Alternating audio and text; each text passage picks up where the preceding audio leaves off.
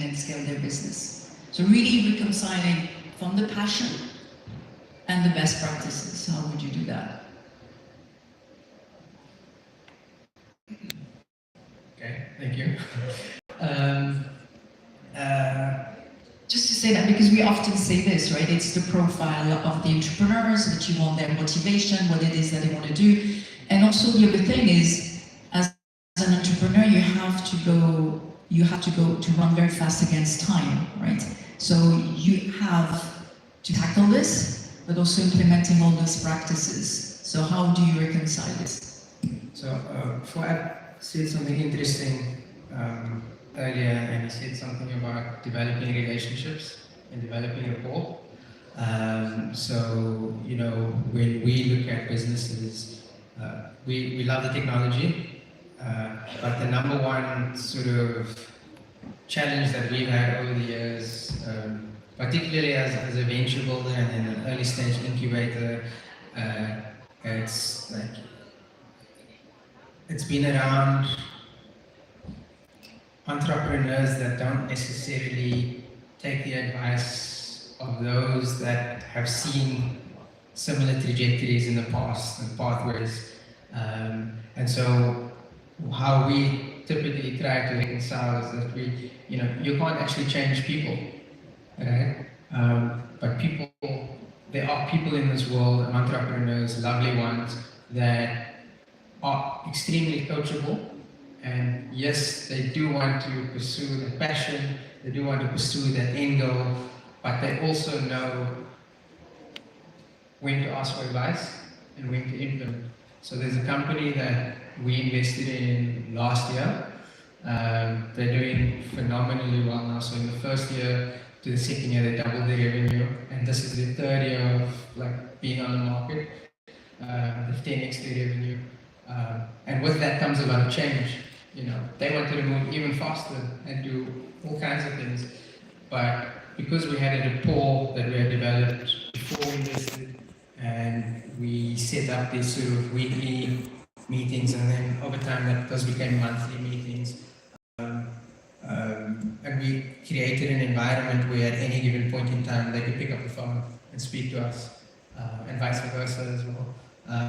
We've actually been able to sort of co-manage the pathway together, so they're still accelerating, but every time there's a critical decision around how do I go 100 times per hour because I'm only going at 20 miles per hour at the moment, there's a conversation that happens.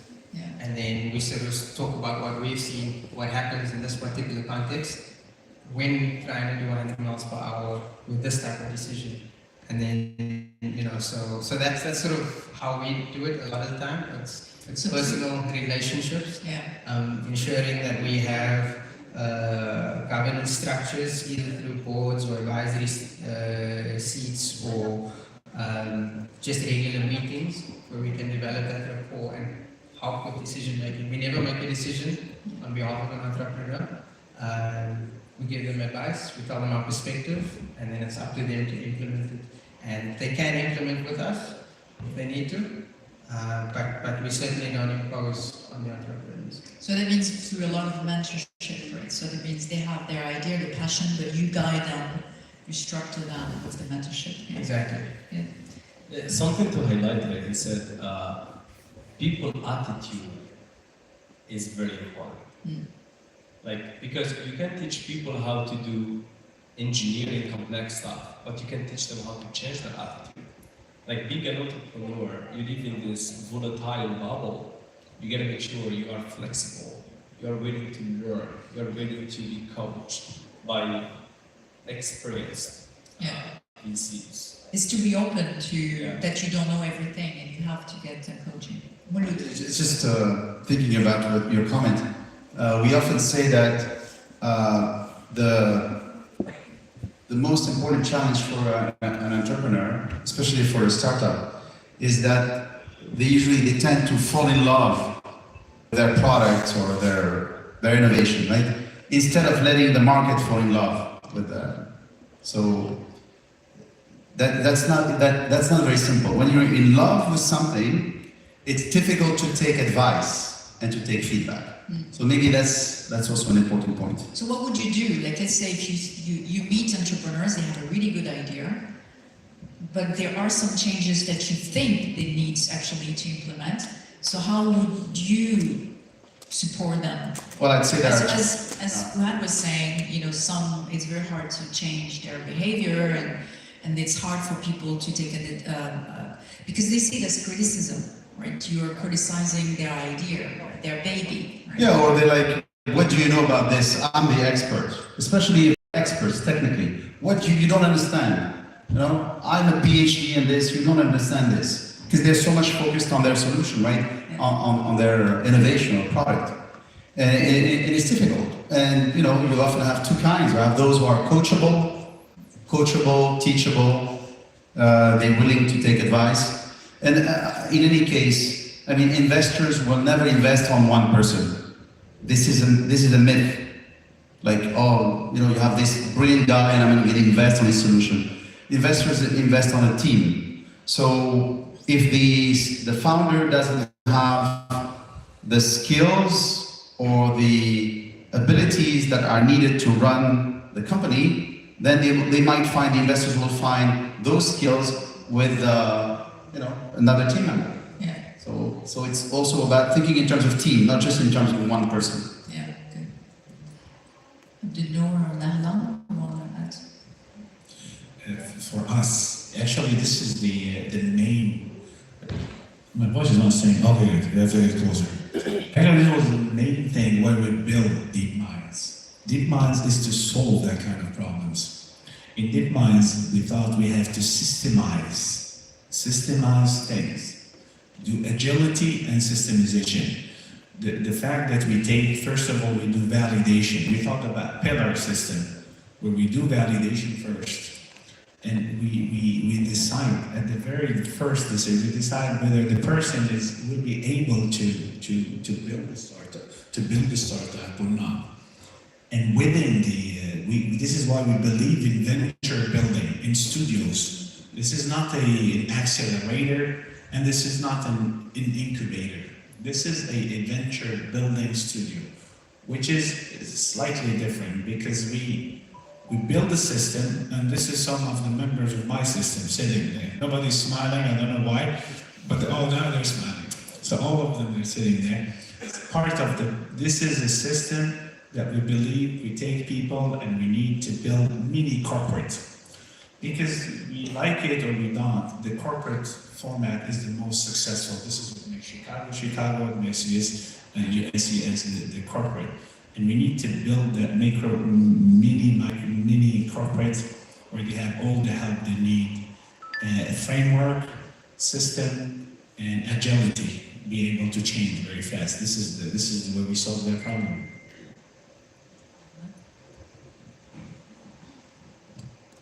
Thank you, Abdelno. Thank you. Alors moi, si je dois ajouter quelque chose, je vais parler aujourd'hui à travers le prisme de mon expérience aussi d'entrepreneur.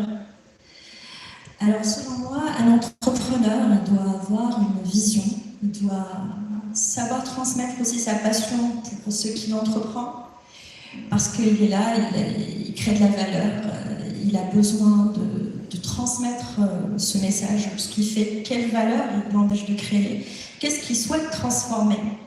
Parce que quand on entreprend, il faut savoir, on est là pour transformer quelque chose qui est déjà existant en quelque chose de mieux, ou on va juste là à répondre à un besoin justement qui s'est exprimé, un besoin du marché.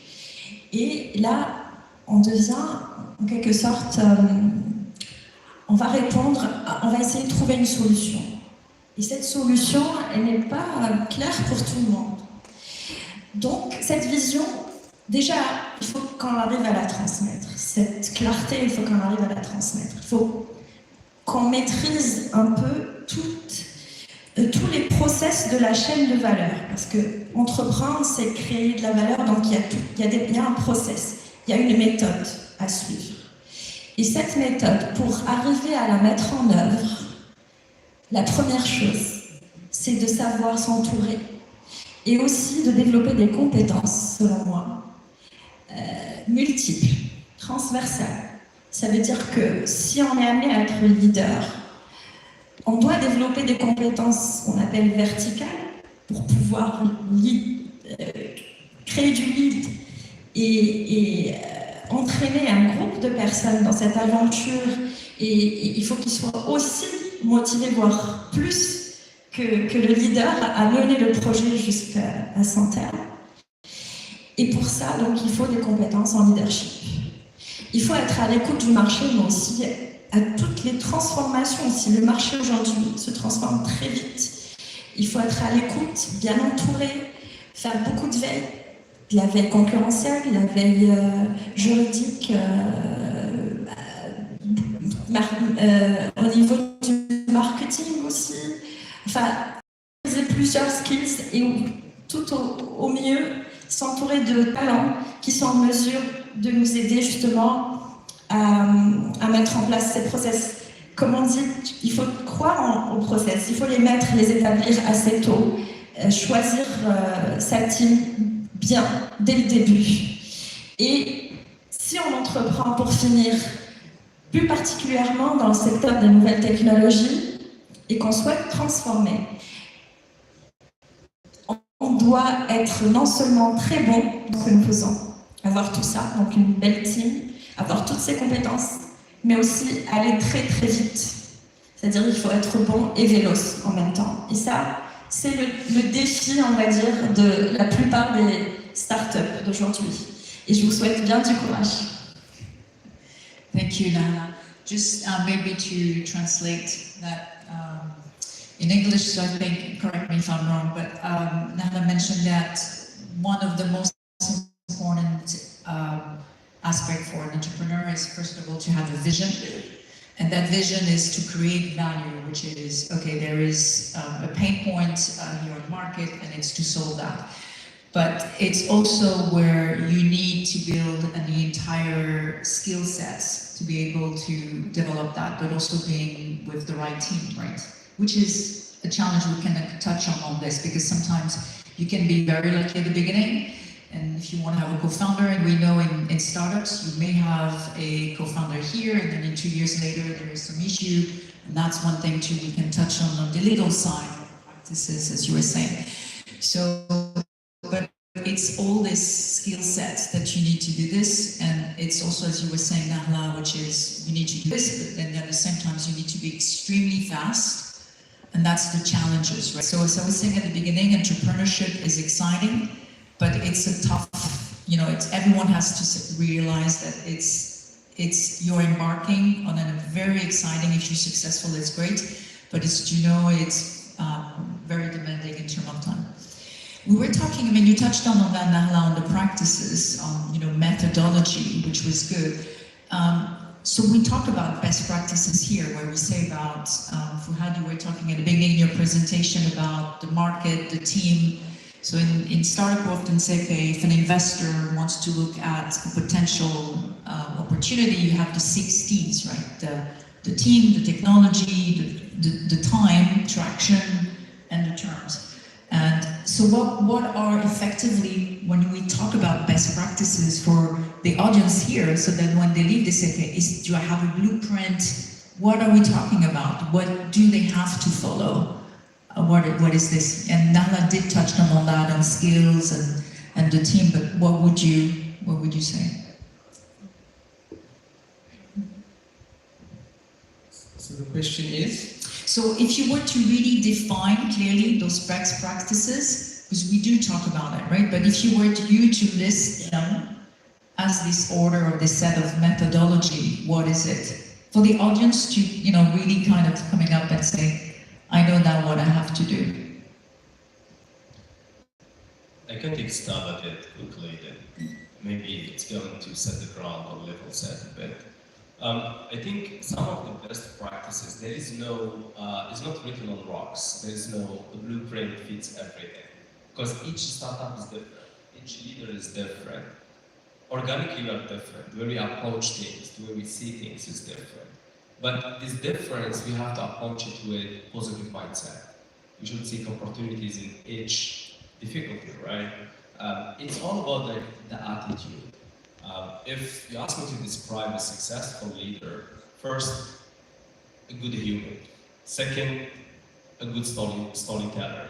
Third, has some soft skills, and Nahla mentioned like a process, and that skills you need to acquire to understand the market, to identify what's the value you are proposing.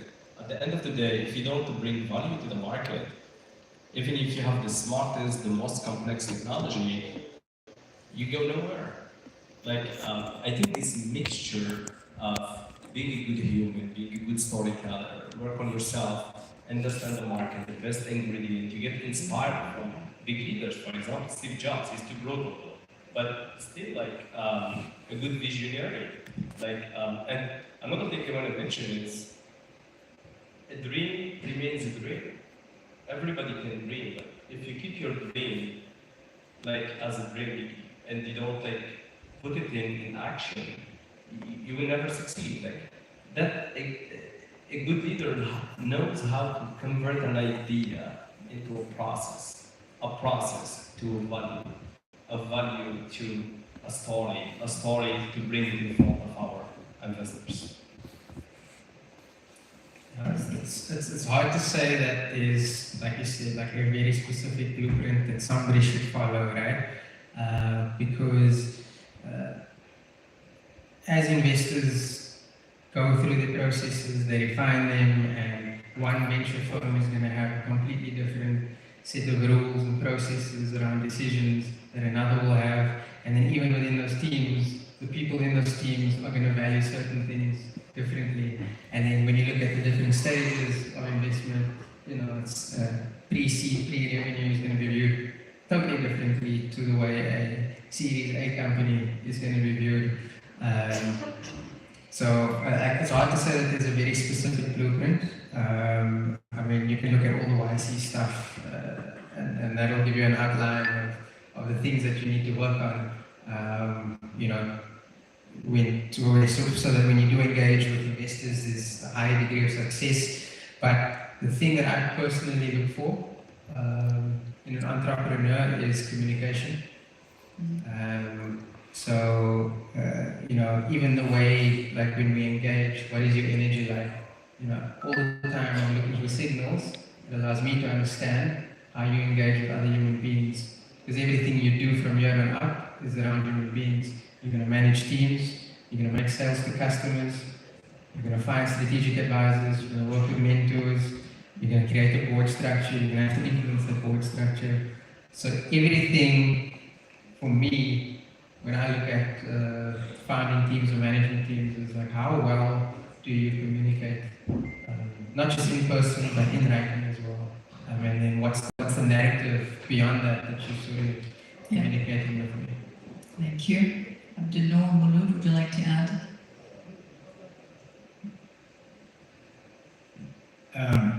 For us, you know, we take leaders, we take founders at the very early stage. This is what we build. So we start with them at the ideation level. And usually, as you said, I mean, Fuad said it right, it's the attitude. Attitude is very important. And communication also is very important. This is the two things that we see in a possible partner. We call them founders, co-founders. We found with them. So attitude and the half empty, half full kind of thing. You know, there's a lot of people see half empty